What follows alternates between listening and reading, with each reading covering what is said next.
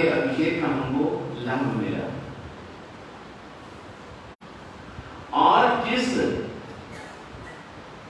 पुण्यात्मा ने अभी भगवान का कुछ न जन्म हुआ है न कुछ मालूम है, लेकिन एक केवली भगवंत के निवेदन से, केवली भगवान के निवेदन से उसके ये मालूम पड़ गया कि यही भगवान मेरा कल्याण करने वाले हैं, यही भगवान मेरा कल्याण करने वाले हैं। जब ये भगवान तीर्थंकर बनेंगे, जब ये भगवान तीर्थंकर बनेंगे, मैं उनका क्या बनूंगा? गणधर बनूंगा।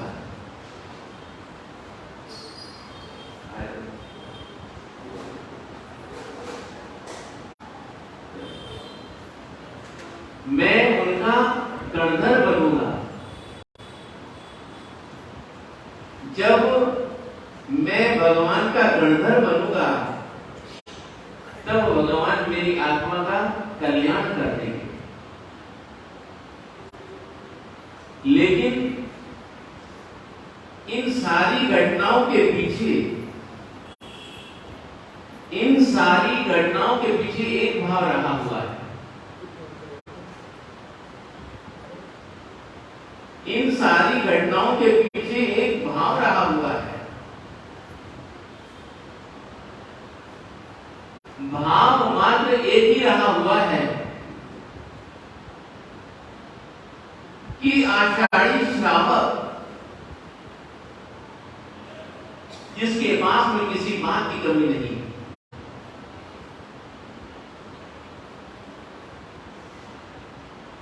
धन धान्य से परिपूर्ण है, सुख समृद्धि ऐश्वर्य में कोई कमी नहीं है उसके पास में, परम सुखी।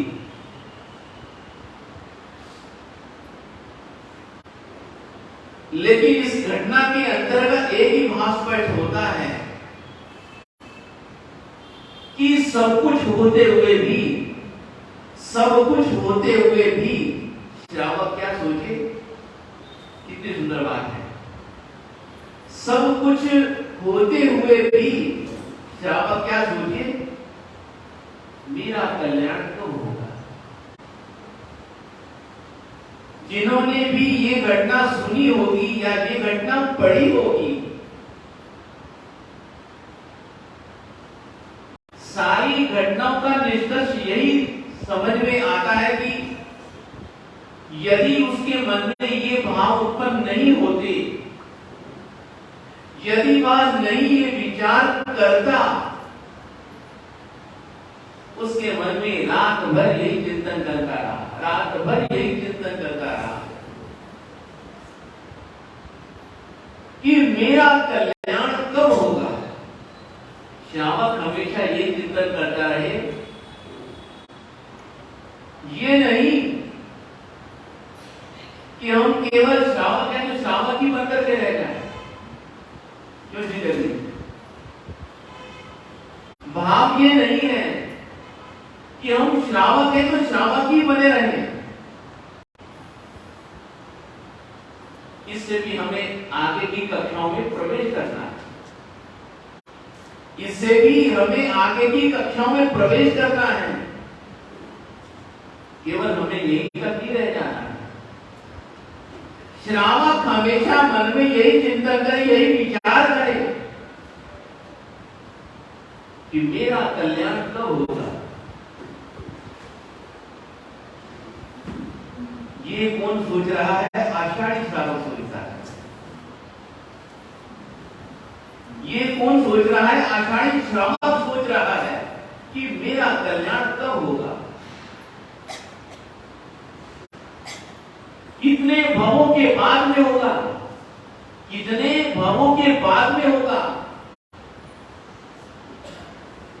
और आश्चर्य की बात है, कल्पना की बात है, समय कोई बहुत ज्यादा था, समय कोई कम नहीं था, समय बहुत ज्यादा था। और इतने समय तक उस आत्मा ने धैर्य धारण करके रखा। इतने समय तक उस आत्मा ने अपना धैर्य धारण करके रखा। उस समय पिछली 24 के 9वें तीर्थंकर थे। उस समय श्री अनिल कुमार जी पिछली 24 के 9वें तीर्थंकर थे। उस समय आषाढ़ी श्रावक मन में ये सोचता है, मन में ये विचार करता है कि मेरा कल्याण कब होगा, मेरा कल्याण कब होगा, मेरा कल्याण कब होगा। ये घटना मैं आपको इसलिए सुना रहा हूं, इसलिए बता रहा हूं कि हमेशा श्रावकों को ये भाव रखने चाहिए। हमेशा श्रावकों को ये भाव रखने चाहिए कि मालूम नहीं इस भाव में नहीं तो न जाने कोई ना कोई भाव में तो मुझे में आएगा। हमें संसार में ही नहीं रहना है, संसार से मुक्त होना है।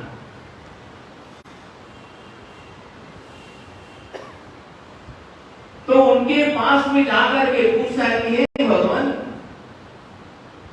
मेरा कल्याण कब होगा, मेरा कल्याण कब होगा, मेरा कल्याण कब होगा।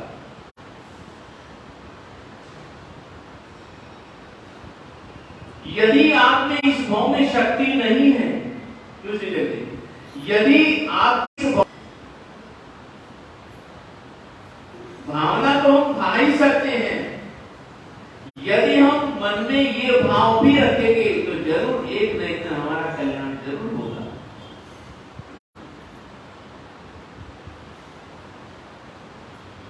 और सीधी सी बात है, भगवान श्री पार्श्वनाथ जी का इतना सबसे जितने भी तीर्थंकर हो चुके हैं, सबसे ज्यादा पुण्य भगवान श्री पार्श्वनाथ प्रभु का है।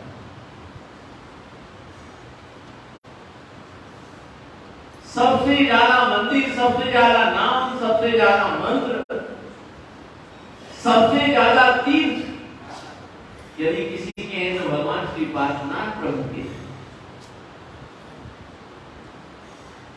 पहले भी मैंने निवेदन किया था, इसलिए बार बार ये आप लोगों को निवेदन किया, लेकिन हमें फिर भी संतोष है हमें कि इतनी सारी इस हमारे इस संघ में आराधना करने वाले सदगृहस्थ हैं।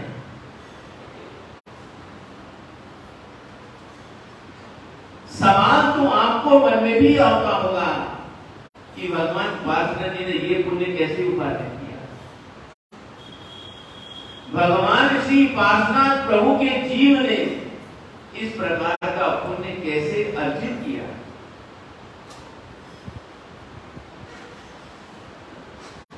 बहुत सी बातें तो तीर्थंकर के जीवन में समान होती हैं। बहुत सी तीर्थंकर आत्माओं के जीवन में ये बातें सामान्य होती हैं, लेकिन विशेष रूप से भगवान श्री पार्श्वनाथ प्रभु के जीवन की ये सर्वसे बढ़िया घटना है कि उन्होंने अपने पूर्व जन्म में जितनी भी तीर्थंकर आत्मा हो चुकी हैं, यदि उन्हें मालूम है कि आज कल्याण का दिन है तो उन्होंने उसकी आराधना की। सबसे ज्यादा उन्होंने अपने पूर्व जन्म में कल्याण को की आराधना की।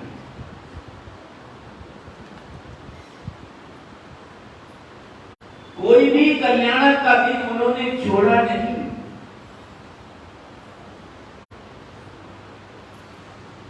इसलिए सबसे बड़ी जो प्रेरणा मिलती है यही मिलती है कि जो पुण्यात्मा सबसे ज्यादा कल्याण दिनों की आराधना करते हैं, जरूर उनका कल्याण होता है।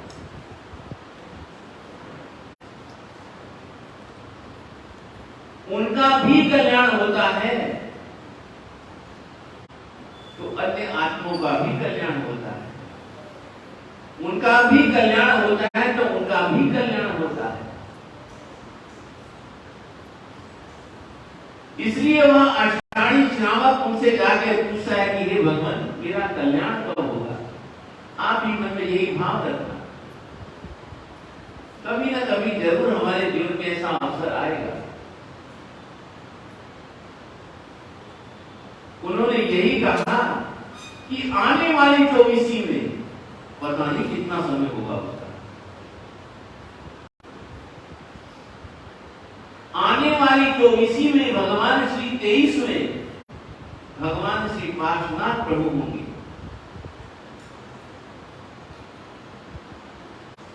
जब वह धरती के ऊपर विचरण करेंगे और आप उनके गणधर बनोगे। जब आप उनके गणधर बनोगे तब आपकी आत्मा का कल्याण होगा। लेकिन ये समाचार सुनकर के वह अत्यंत प्रसन्न हो गए, निराश नहीं हुए, हताश नहीं हुए, निराश नहीं हुए, हताश नहीं हुए, अपितु प्रसन्न हो गए कि भगवान ने इतनी सुंदर बात कही कि उस दिन उस समय में मेरा कल्याण होगा। यह बात निश्चित है कि कल्याण होगा, लेकिन थोड़ा समय लगेगा। इसलिए आषाढ़ी श्रावण को हम लोग बार बार याद करते हैं।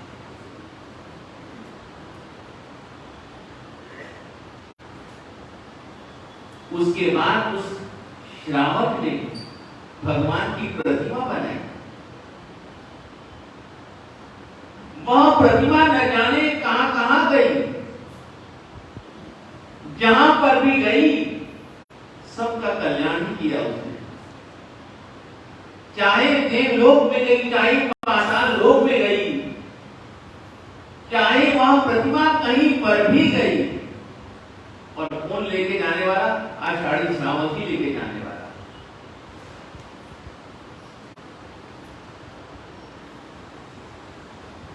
और जिस दिन से उसने परमात्मा का यह अवलंबन लिया, उसे आत्मा में विश्वास हो गया कि मेरा एक दिन जरूर कल्याण होगा और यही परमात्मा करेंगे।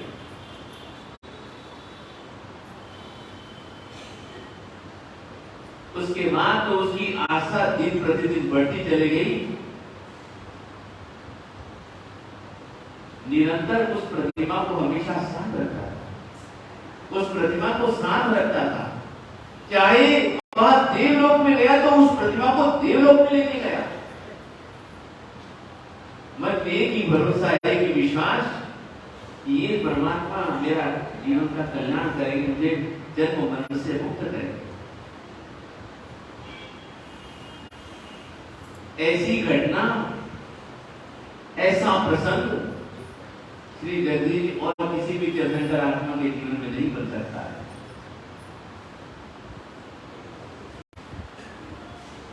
और इस प्रकार के भाव किसी की आत्मा में आ भी नहीं सकते हैं।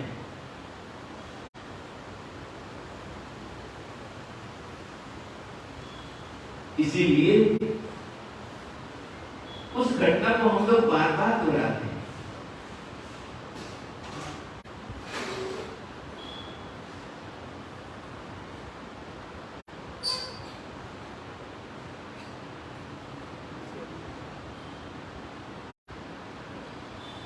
हमारे पूज्य आज श्री विजय वल्लभ सुरेश निवार बड़े सुंदर अपनी पूजा में बात कहते हैं। इस बात को आप हमेशा याद रखना, इस बात को आप हमेशा याद रखिएगा।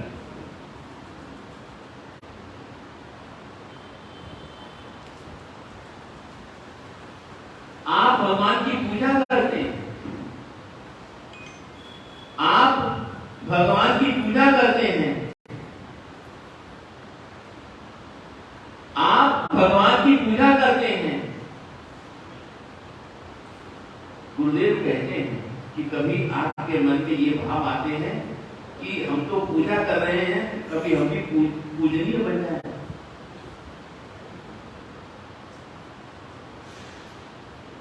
सुंदर बात हमारे गुरुदेव कहते हैं, हम भगवान की प्रतिदिन पूजा करते हैं, अष्ट प्रकार की पूजा करते हैं, लेकिन कभी आपके मन में ये भाव आया कि हम पूजा की बनकर करें कि कभी पूज्य भी बन सकते हैं, या कभी पूज्य भी बन जाए? भाव हमेशा यही रखना। गुरुदेव कहते हैं कि पूजा करने का भाव ही यही है। बड़ी सुंदर लाइनें हैं, पूजक पूजन से बने। गुरुदेव अपनी बड़ी सुंदर पूजा में ये निवेदन कर रहे हैं, पूजक पूजन से बने, पूज्य बराबर धार, पूज्य बराबर धार, पूजा फल पूजा करे, पावे भव दधि पार। हमें इस प्रकार के भाव रखने, पूजा करेंगे तो एक दिन पूज्य भी बन जाएंगे। गुरुदेव कहते हैं कि जब हम पूजा करेंगे तो एक न एक दिन हम पूज्य बन ही जाएंगे। यानी कि पूजा करते समय हमारे मन में ये भाव होने चाहिए।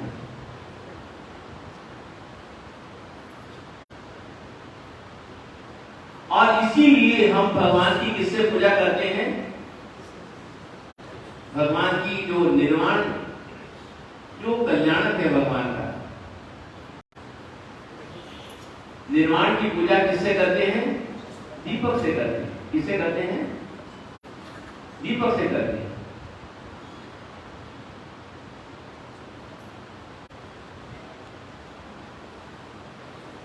और वैसे देखा जाए तो भगवान तो स्वयं ही प्रकाशमान है।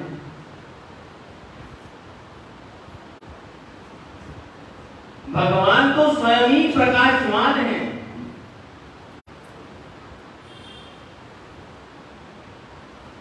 उनके जीवन में तो अंधकार है ही नहीं।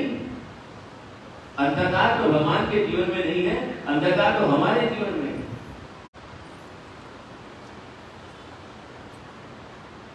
लेकिन हम भगवान के सामने दीपक इसीलिए जलाते हैं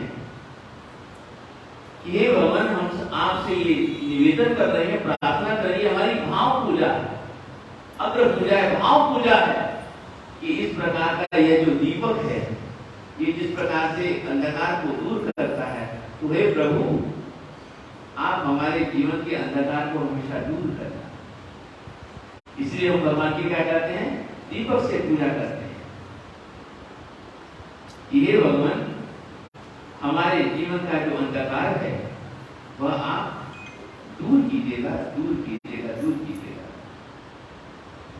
हमेशा इसी प्रकार के भाव रखिएगा कि हम पूजा तो जरूर करते हैं, करनी भी है, करनी भी चाहिए, लेकिन हमारे भाव में, हमारे चित्त में, हमारे मन में ये भाव होने चाहिए कि हम भी एक दिन पूजनीय बने,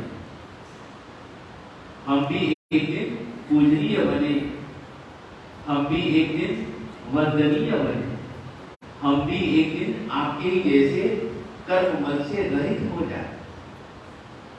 इस प्रकार के भाव हम परमात्मा से निवेदन करते हैं। और वैसे तो भगवान का जीवन बड़ा ही अद्भुत है। भगवान का जो जीवन जो बड़ा ही अद्भुत है। और आपने देखा होगा कि हम लोग विशेष रूप से भगवान श्री पार्षद प्रभु की विशेष रूप से आराधना करते हैं। सबके मन में उत्साह बना रहता है कि भगवान का जन्मदिन आने वाला है, पोष दशमी आने वाली है, भगवान का जन्मदिन आने वाला है, पोष दशमी आने वाली है। लोग बुला बुला करके ले जाते हैं, लोग घोड़े दौड़े चले आते हैं।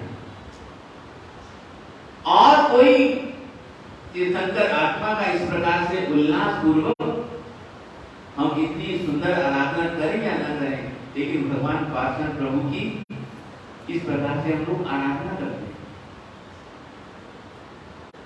आराधना करेंगे, आराधना करेंगे तो एक नए दिन आराध्य भी बन जाएंगे। हम लोग इतनी आराधना करते हैं तो एक दिन आराध्य भी बन जाएंगे।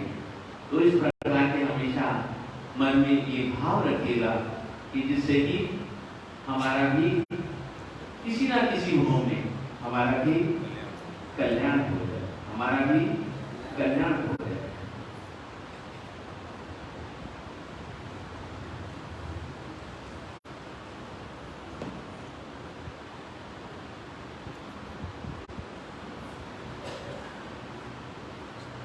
दो व्यक्ति आपस में बात कर रहे थे,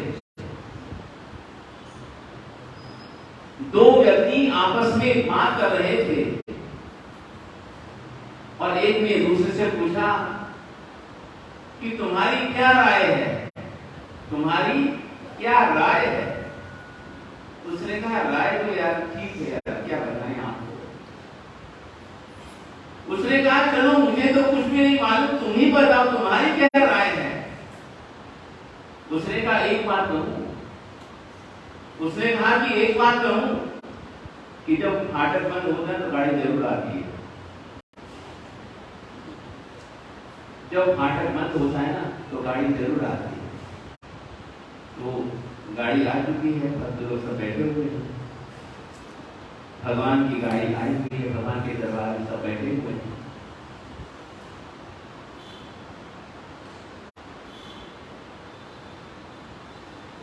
जब फाटक खुला तो गाड़ी नहीं आती, जब फाटक खुला तो गाड़ी नहीं आती है, जब फाटक बंद होता है तभी गाड़ी आती है।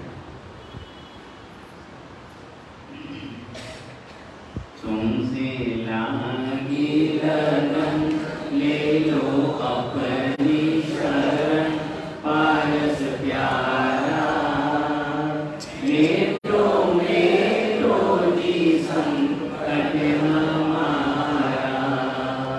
तुमसे लागी लगन ले लो अपनी शरण, पारस प्यारा सभी बोले हमारा। निज दिन तुमको जपूं बरसे नेहा करूं जीवन सारा, तेरे चरणों में बीते हमारा, तेरे चरणों में बीते हमारा। तुमसे लागी लगन ले लो अपनी शरण, पारस प्यारा मेटो मेटो जी संकट हमारा। निज दिन तुमको जपूं बरसे नेहा करूं जीवन सारा, तेरे चरणों में बीते हमारा, तेरे चरणों में बीते हमारा, तेरे चरणों में बीते हमारा। आराधक तपस्वी आपने सभी को साधन में है, सभी बोलिए आराधक तपस्वी आपने सभी को साधन में है। और जो भी हमारे इस धर्म सभा